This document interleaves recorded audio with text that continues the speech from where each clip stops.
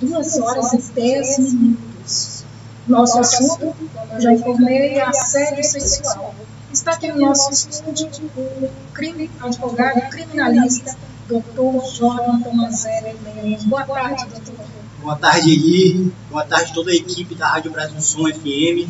Estou muito feliz em estar aqui, ser convidado para prestar informações, na medida do possível, e poder ajudar de alguma forma aí quem está nos ouvindo. Com certeza vai ajudar. A sua experiência de trabalho, a sua inteligência é fundamental. Eu já conheço também o seu trabalho. Eu já gravei com o Dr. Jordan, com o canal. Ele já me deu outras entrevistas e o pessoal hoje vai acompanhar nosso programa e vai ver que maravilha de informações que ele vai estar passando para a gente. Doutor, para iniciar o nosso bate-papo aqui, o que caracteriza o crime de assédio sexual? Bom, para responder essa pergunta, eu vou começar do gênero assédio, tá bom? Assédio seria basicamente qualquer forma de importunação à pessoa. Seria aquela forma incisiva de estar incomodando o terceiro, tá bom? Então, qualquer tipo de importunação, aquilo que gere um constrangimento de outra pessoa, vai configurar assédio. Porém, tem a especificidade de assédio sexual. E aí, posteriormente, poderemos tratar também de assédio moral que poderia ocorrer em ambiente de trabalho. Mas o assédio sexual em si é aquele previsto no artigo 216A do Código Penal e ele é bem restrito. A gente costuma observar que é bem raro a sua ocorrência justamente por ser uma hipótese bem restrita.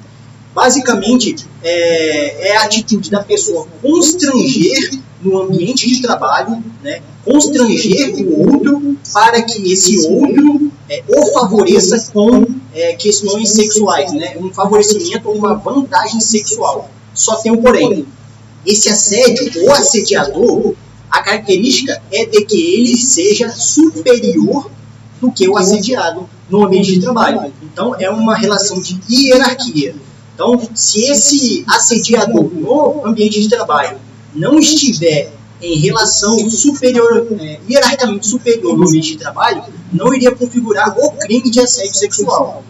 Se for uma relação ali paritária ou até mesmo inferior, não configura o assédio sexual. Pode configurar naturalmente uma violação ética, uma violação moral, algo que possa inclusive ter consequências na esfera civil, tá bom? É passível de indenização por danos morais, isso pode acontecer. Porém, uma tipificação do crime 216A, isso não poderia ocorrer. É uma conduta que prescreve um crime de pena mínima 1 ano e pena máxima 2 anos de detenção. Está previsto no Código Penal. Você está falando aí do assédio sexual no trabalho, mas quais são as formas de assédio? Bom, basicamente 2 formas de assédio principais que nós observamos, tá? E aí os ambientes poderiam ser variados. Mas nós analisamos primeiro o assédio sexual, que é esse previsto no Código Penal e é bem restrito, e também visualizamos como uma das principais formas de assédio o assédio moral. Normalmente também ocorre em ambiente de trabalho, não só no ambiente de trabalho, mas principalmente. É aquele em que uma pessoa constrange a outra, ou um grupo de pessoas constrange um outro no ambiente de trabalho, principalmente visando desestabilizar aquela pessoa em sua rotina laboral, tá? Então, humilhação, chamar atenção em público, às vezes chamar o trabalhador de incompetente, sendo que ele faz sim suas tarefas, ou ainda que ele não faça suas tarefas de maneira eficaz, é uma forma abusiva de se estar chamando a atenção desse trabalhador, visando justamente isso, desestabilizá-lo. E aí, às vezes, essa situação pode acarretar com pedido de demissão. O objetivo do assediador pode ser que esse trabalhador peça demissão dele mesmo, tá? Ou então outras circunstâncias que visem ele afastar a concorrência desse trabalhador que pode almejar um cargo melhor.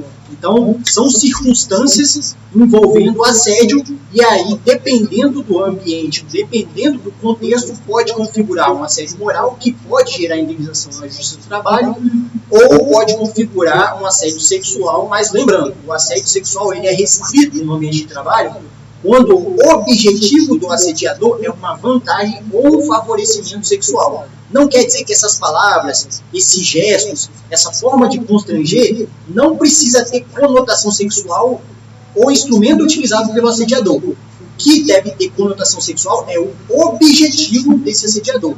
Então ele pode, por exemplo, chamar a atenção e falar bem assim, olha, tem uma vaga que você está querendo ser promovida, né? Porém, se você não sair comigo e posteriormente irmos a um ambiente reservado, eu vou dificultar sua relação perante a diretoria para o seu crescimento profissional. Então isso pode configurar um assédio sexual. É uma chantagem. É como se fosse uma chantagem para que justamente alcance esse favorecimento e essa vantagem sexual. Mas lembrando, para a configuração de tipo criminal, é necessário, é imprescindível que haja relação de superioridade hierárquica entre o assediador e o assediado. Tipo o chefe e a funcionária. Exatamente, o chefe e o funcionário. Não pode ser do mesmo setor, mesma relação hierárquica, ou então o funcionário assediando sexualmente o chefe. Isso não configuraria um crime, tá? Poderia configurar um ilícito civil, uma passível de indenização por dano moral, mas para fins penais isso não configuraria assédio sexual. Pessoal, esse assunto da gente hoje é super importante. Entre aí no nosso Facebook Elibravi, compartilhe a nossa live, a nossa rádio é radiobrasilsom.com.br. Vamos compartilhar a nossa live aí, porque o nosso assunto é importantíssimo. Está aqui também no chat da nossa rádio, Luciana Eideric. Eu acredito que eu estou falando sobre o nome dessa pessoa certa. Forte abraço para você, minha amiga. E estamos ao vivo também pelo Facebook, Elibravi, pela Rádio Brasil Som FM.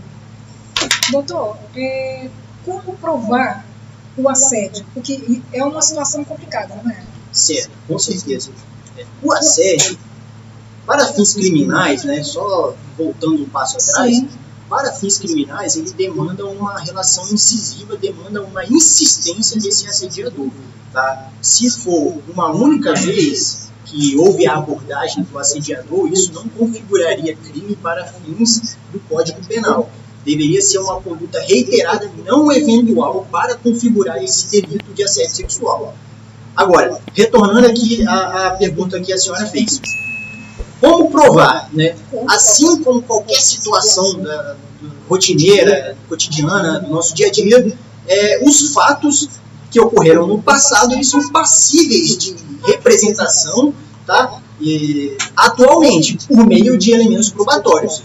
Isso vai desde o depoimento pessoal da vítima, que é sim um meio de obtenção de prova, passa por cartas que eventualmente foram recebidas por essa vítima, print de WhatsApp de eventuais mensagens que tenham sido trocadas e que tenham esse conteúdo mais incisivo, importunador, tá?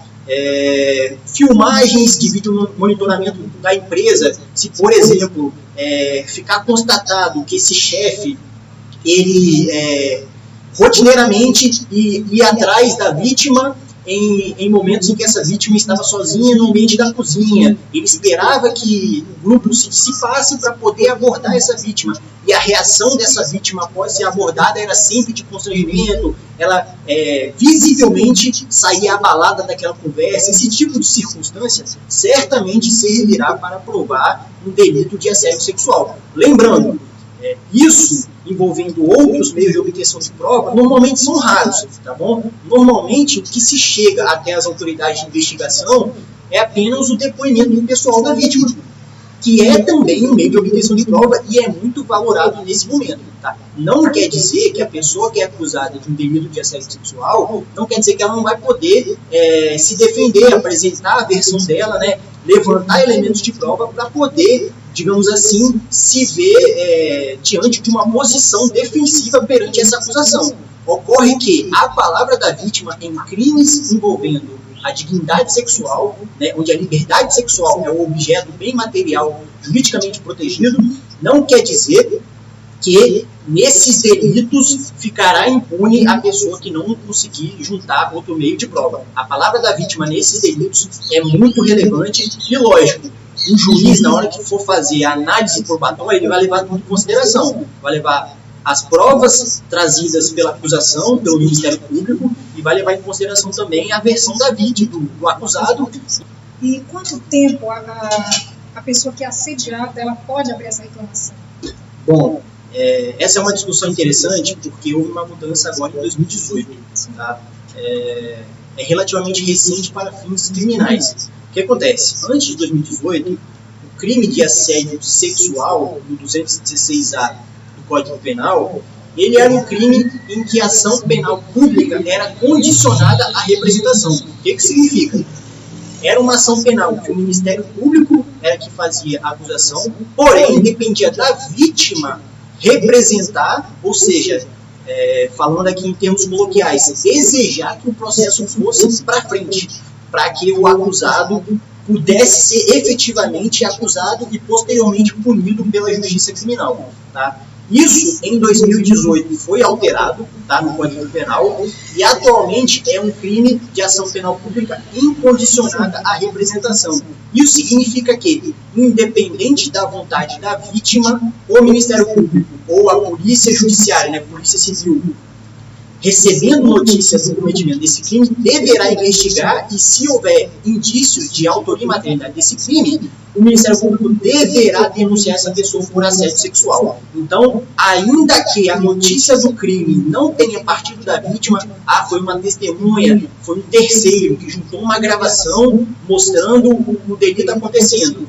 E depois chamam a vítima para prestar depoimento. A vítima confirma os fatos, mas diz que o fato que aquele processo não deve prosseguir, ou seja, ela não tem interesse na punição daquele chefe, ainda que ela fale isso, o processo vai prosseguir, porque independe da vontade da vítima. A vítima, lógico, tem uma posição de vulnerabilidade ali, ela deve ser protegida, o direito dela deve ser tutelado, porém, entendeu o legislador, a partir de 2018, que é um delito grave a ponto de independer da vontade da vítima para que o processo possa prosseguir. Então, a pessoa será punida independente. Traçada essa consideração, a gente vem para o prazo. Antes de 2018, como era pública, condicionada à representação, a vítima tinha um prazo de 6 meses a partir da ciência do fato, que normalmente era a partir do fato que aconteceu, tinha 6 meses para que pudesse representar, né, perante o Ministério Público ou perante a Polícia Civil, delegacia, enfim. Então, tinha 6 meses para poder representar e aí sim a polícia iria dar início às investigações e o Ministério Público poderia oferecer denúncia. Antes de 2018, deu 7 meses, não representou, não noticiou esse crime, a pessoa, o responsável por esse assédio sexual não poderia ser punida, porque já teria passado esse prazo de 6 meses previsto no Código de Processo Penal. Atualmente, esse prazo de 6 meses não existe mais. Independente da vontade da vítima, se for outra pessoa que noticiar esse crime será investigado, só que é um crime que tem uma prescrição, prazo prescricional de 4 anos. Qualquer crime no Brasil, seja ele qual for, exceto alguns específicos aqui, tá, previstos inclusive na Constituição, mas a maioria, 99%, tem prazo prescricional. Por exemplo, o delito de homicídio, 20 anos para prescrever. Tá? No crime de assédio sexual, são 4 anos para prescrever. Então, se em janeiro de 2017 houve uma situação envolvendo assédio sexual e houve uma investigação, mas o Ministério Público até janeiro de 2021 não ofereceu denúncias, deu fevereiro de 2021, o Ministério Público já não poderá mais oferecer denúncias, justamente porque teria passado esse prazo prescricional. É um prazo previsto em lei para que o Estado possa analisar as circunstâncias, fazer as investigações e possa efetivamente oferecer denúncias e buscar a persecução penal e a sanção desse responsável. Tá? Passado esse prazo, já não poderá mais atuar, justamente porque é uma segurança jurídica. Esses prazos são criados para que o suposto autor do fato, o suposto autor do crime, não fique refém, não fique mercê do poder punitivo estatal ad eterno. Tá? Não pode ficar no poder do Estado esse poder punitivo independentemente de tempo. Então, é um prazo criado pelo legislador brasileiro, está previsto no Código Penal a prescrição, e depois de 4 anos, se não houver uma persecução penal eficaz, vai prescrever, a pessoa já não poderá mais ser punida. Mas essa alteração de 2018 foi muito importante, porque esse prazo de 6 meses aí já não existe mais, tá? Agora, a vítima que quiser procurar tem um prazo relativamente muito maior para poder denunciar esse tipo de crime. E agora, visando favorecer a posição da vítima e, por outro lado, prejudicar a condição de acusado desse crime, a legislação venha a ser alterada em 2018. Tá? Então, é um crime que a pena máxima é de 2 anos, pena mínima de 1 ano de detenção. Então, a pessoa tem quantos anos para poder recorrer? Né? Não seria recorrer. Ela pode apresentar a notícia desse fato até 4 anos. Se até 4 anos o Ministério Público conseguir oferecer denúncia, essa pessoa será processada na justiça criminal. Se chegar em 3 anos e 11 meses, ela apresentar essa notícia de que foi vítima de um crime, e aí chegar no 4º ano e 1 mês e o Ministério Público resolver oferecer denúncia, já não poderá mais. Tá? Ela sim tem até esses 4 anos, mas aí o Ministério Público tem um prazo muito diminuto para poder oferecer denúncia. Então, superando esses 6 meses, ótimo. Deu 1 ano depois, 2 anos depois, ela se sente motivada a oferecer essa notícia crime, ou então ela foi desligada do ambiente de trabalho, ela se sente muito injustiçada e ela quer, digamos assim, ver a justiça acontecer, ver a pessoa responsabilizada pelos seus atos na esfera criminal, ela poderá fazer isso desde que não ultrapasse aí os 4 anos, que é o tempo da prescrição. Porque se ultrapassar os 4 anos e ela ainda não noticiar, a justiça criminal não vai ficar sabendo de que aquele fato aconteceu. Então, teria passado muito tempo e aí já não poderia mais punir essa pessoa caso viesse a ter ciência desses fatos no futuro. Geralmente, esse crime ele acontece muito com mulheres no ambiente de trabalho, né? E às vezes a pessoa fica um pouco constrangida de denunciar, que é o próprio chefe que está fazendo uma situação dessa. Mas a mulherada aí, geralmente acontece muito com mulher, não é isso que eu estou chamando? Denuncie mesmo, não tenha medo. Não fique constrangida com uma situação dessa. Exatamente. Às vezes a mulher ela tem medo de denunciar e aceita brincadeirinhas pouco no ambiente de trabalho. Às vezes está sentada, bota a mão na perna, bota a mão na cintura, coisas desagradáveis. E ela está ali aceitando esse tipo de constrangimento com medo de fazer a denúncia. Infelizmente, isso eu como homem tenho a responsabilidade de reconhecer. Nós vivemos em uma sociedade machista, tá? Fruto de uma sociedade com cultura patriarcal, em que a mulher sempre foi tratada como um objeto de um homem. Né? Isso deve mudar, é uma luta dos homens, é uma luta das mulheres, é uma luta de toda a sociedade. Porque uma sociedade justa é uma sociedade igualitária. Eu não posso exigir meus direitos hoje, sabendo que os direitos do outro estão sendo vilipendiados lá fora. Tá? Então, essa cultura faz com que a mulher fique desmotivada a apresentar esse tipo de notícia, certo? Em ambiente de trabalho em que a grande maioria dos chefes, né, a chefia é composta, em sua grande maioria, por homens, tá? E infelizmente esse quadro se assola aí no ramo privado e no setor público também, do nosso estado, no Brasil e em vários outros países do mundo, tá? Mas é algo que deve mudar. Então esse medo é justificado, tá? Não tem como aqui condenarmos as mulheres que se sentem constrangidas, se sentem ameaçadas e aí não vão apresentar essa notícia de crime, enfim, não vão noticiar que foram vítimas desse crime. Lógico, devemos criar políticas, né? Isso aí parte da sociedade, da esfera civil e também parte do setor governamental. O Estado também deve incentivar políticas públicas, sejam pedagógicas, né, questão educativa em nossas crianças, nas escolas, sejam pontos sancionatórios em que vise coagir esse suposto autor do assédio a manter essas relações com seus empregados. Porque às vezes isso acontece com uma mulher, ela sai do ambiente de trabalho, né, em tese, aquele assediador alcança seu objetivo, porque ele diminui a pessoa a ponto dela pedir demissão do trabalho. Amanhã ou depois ele vai fazer com outra. Ele não vai parar. Então é uma questão pedagógica, sociedades evoluídas ou que querem evoluir de alguma forma tem que levantar essa bandeira. Tá? Agradeço muito pelo convite da senhora para a gente poder debater esse tema aqui perante a sociedade, que é algo que nós homens temos a responsabilidade conjunta de combatermos. Por quê? Se a maioria da chefia é composta por homens, quem tem responsabilidade conjuntamente com as mulheres de combater isso são os chefes, são os homens em seus ambientes de trabalho. Né? Às vezes há uma chefia que tem subordinados e esses subordinados chefiam outros setores. Então, essa chefia principal deve criar ações educativas, pedagógicas em seu ambiente de trabalho, justamente para evitar esse tipo de situação. Realmente. E essas denúncias, elas podem fazer pela central de atendimento, no número 180? Então, existem alguns canais, tanto na internet quanto em outros meios, para a pessoa poder representar criminalmente, não representar, essa não é a palavra, mas noticiar esse crime, tá? Bom, o mais clássico dele seria procurar uma delegacia, a delegacia mais próxima, em que a delegacia tem o dever de apurar esses fatos, se entender que esses fatos narrados configuram um crime, tá? Existe, inclusive, na pandemia, a DEON, que é a Delegacia Online da Polícia Civil aqui do Espírito Santo, abriu o leque para que fossem outros crimes, que não aqueles clássicos de furto, roubo, extravio de documento, outros delitos pudessem ser apresentados via online, inclusive delitos envolvendo violência doméstica também.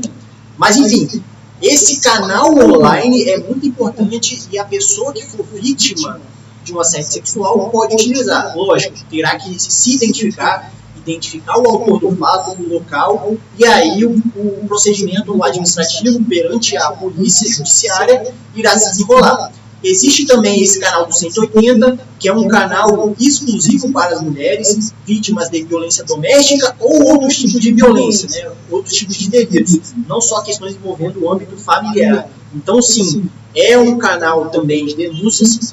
Se houver algo relativo ao flagrante, se for algo momentâneo, a pessoa naquele momento está sendo vítima daquele crime. Pode ligar também para o 190, tá? Que é o CIODES aqui no Espírito Santo, e aí comunicará a Polícia Militar do Espírito Santo, que poderá se deslocar até o local. Tá? Existe também o canal do Ministério Público do Estado do Espírito Santo, em que é possível de forma online fazer uma manifestação, noticiar algum crime que tenha sido vítima ou que tenha ciência de que outra pessoa foi vítima. Existe esse canal.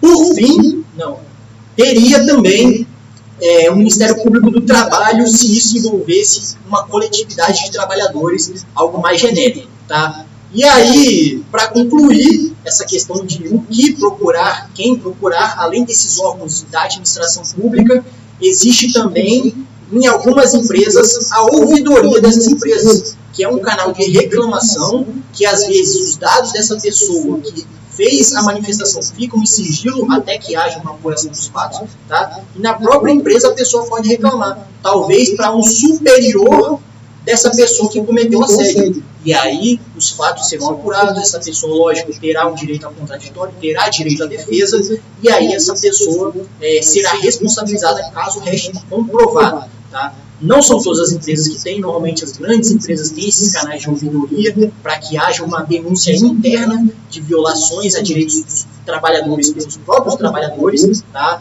Mas isso pode acontecer. E aí, por fim, se eventualmente for necessário uma ação na Justiça do Trabalho visando indenização, ou a pessoa pode procurar os sindicatos responsáveis pela representação da classe, ou um advogado para que possa ver resguardados seus direitos perante a Justiça do Trabalho, né? Indenização, às vezes uma realocação ao posto de trabalho, às vezes essa pessoa pede demissão porque se sentiu muito constrangida e não conseguiu mais se inserir no posto de trabalho, não conseguiu retornar àquele ambiente de trabalho.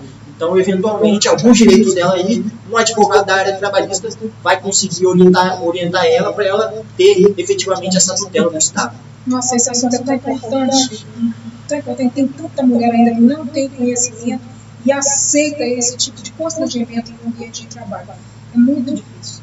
Gente, vamos compartilhando a nossa live aí, o nosso Facebook. Você pode entrar no meu Face ali para mim, compartilha a nossa live. Gostaria de mandar um abraço também para Luzimar Almeida. Ela vem acompanhando o nosso programa desde quando nós começamos. E Simone Novaes. Forte abraço para vocês. Compartilhando a nossa live. radiobrasilsul.com.br. Entre aí no nosso chat, dá a sua opinião. Para nós aqui é muito importante. Doutor Jordan.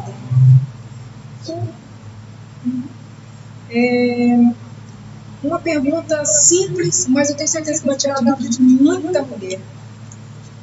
Como pode diferenciar a cantada do assédio? Certo. vou tratar o assédio aqui de uma forma genérica, aquele lá da importunação, enfim. A cantada, nós deveríamos levar como uma questão envolvendo o elogio.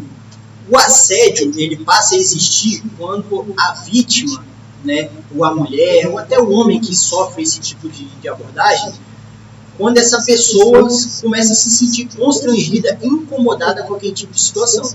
Então, essa cantada, esse elogio, a partir do momento que deixa de ser uma coisa respeitosa, já não vira mais uma cantada. Já é assédio, já é um abuso do direito da pessoa da livre manifestação. Tá? Então, isso vai depender muito das circunstâncias do caso concreto. Mas, imaginemos uma situação em que há um casal se conhecendo, né, eles marcam de sair, enfim. E aí, nessas circunstâncias, quando eles estão falando sobre coisas otimistas, né, estão trocando ali intimidades, e aí há um elogio de uma parte para outra, uma das partes não se sentindo incomodada, ambas as partes não se sentindo incomodadas com a situação, aí seria uma cantada, seria um elogio, uma situação rotineira, algo normal. Agora, num contexto totalmente desconexo, uma mulher passando na rua, e aí de dentro de um ônibus, um homem ou uma mulher faz uma abordagem, chama ela de algum nome, e numa situação em que não há intimidade alguma entre as partes, aí poderia configurar um assédio, né? Não seria um assédio sexual previsto no artigo 216A do Código Penal, mas ainda assim é algo inaceitável, fruto dessa sociedade machista que infelizmente entende a mulher e observa ela como objeto do homem, infelizmente. Tá? Então, a diferença básica é essa. Ambos estão confortáveis com a situação, né? O emissor e o destinatário estão confortáveis com o que está sendo conversado, aí não haveria problema algum. A partir do momento em que uma palavra, um gesto, um olhar, ele passa a ofender a outra pessoa, aí é uma situação que merece ser repudiada, porque não é algo aceitável por parte da sociedade. Por exemplo, o que a gente estava falando, no ambiente de trabalho, você chega, você está trabalhando. Estou falando a mulher, por exemplo. Vem aquela história, abraço, bota a mão na perna. O chefe sabe que a pessoa não está gostando daquela situação, mas ela tem medo de falar. É a primeira coisa que ela pensa, vou perder meu emprego. Então eu vou aceitar essa situação. Isso já é assédio. Sim. Infelizmente, quando há o objetivo, esse favorecimento sexual, e aí esse constrangimento bem por meio dessa ameaça velada, né, essa abordagem incisiva, que não é eventual, essa abordagem concomitante, rotineira, pode configurar assédio. Só um detalhe que eu gostaria de ressaltar é em relação à questão envolvendo médicos e pacientes, tá? Assim como professor e aluno.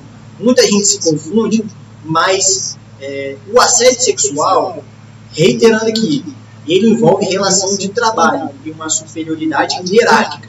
Então, uma cantada um pouco mais ofensiva envolvendo médico e paciente não poderia configurar assédio sexual. Porém, se há algum ato libidinoso, que já não é mais uma cantada, já não é mais um gesto, nem uma palavra. Um ato libidinoso é uma conduta já mais grave. Tá? Se existe isso entre o médico e o paciente, aí esse médico poderia responder por importunação sexual. A pena já é de 1 a 5 anos. Se esse paciente, de alguma forma, tem sua capacidade de resistência reduzida, já poderia configurar um estupro de vulnerável, se houvesse um ato libidinoso por parte desse médico. Não está com capacidade de resistência reduzida, ela não tomou nenhum remédio, enfim, está 100% lúcida, aí poderia configurar, se houvesse a prática de um ato libidinoso mediante violência ou grave ameaça, seria um estupro. A pena é de 6 a 10 anos. Bom, lembrando que o estupro de vulnerável, quando a pessoa está com a capacidade reduzida, a pena é de 8 a 15 anos. E aí já é uma situação um pouco mais grave. Isso, da mesma forma, acontece com o professor-aluno, tá bom? Essas cantadas um pouco mais agressivas não configurariam assédio sexual porque não é uma relação de trabalho. Não é algo do gênero, tá bom? Mas certamente é algo reprovável e que poderia configurar um ilícito na esfera civil, com certeza. Para a gente fechar o nosso assunto aqui, você falou que cabe prisão no assédio sexual. Quantos anos de prisão? Então, a pena prevista no Código Penal é de 1 ano a 2 anos de detenção. Bom, chegando a pessoa ao final e sendo condenada a uma pena máxima de 2 anos, provavelmente ela não ficaria presa. Porque no Brasil, pena inferior a 4 anos, regime aberto de cumprimento de pena, ela não ficaria presa.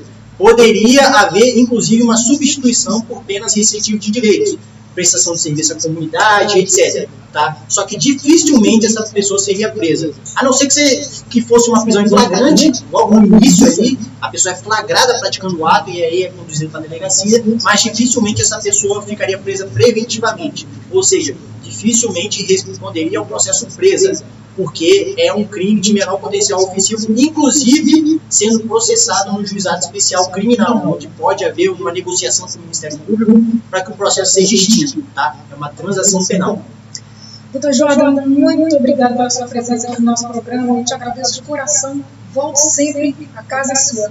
Eu que agradeço, Eli, agradeço pelas portas abertas, agradeço ao pessoal do Instagram que permaneceu aqui até o final e aos meus colegas aqui de trabalho da rádio que com certeza fazem desse mundo melhor com a divulgação de informação de qualidade. Oh, meu Deus, muito obrigado. Permanece aqui conosco aqui.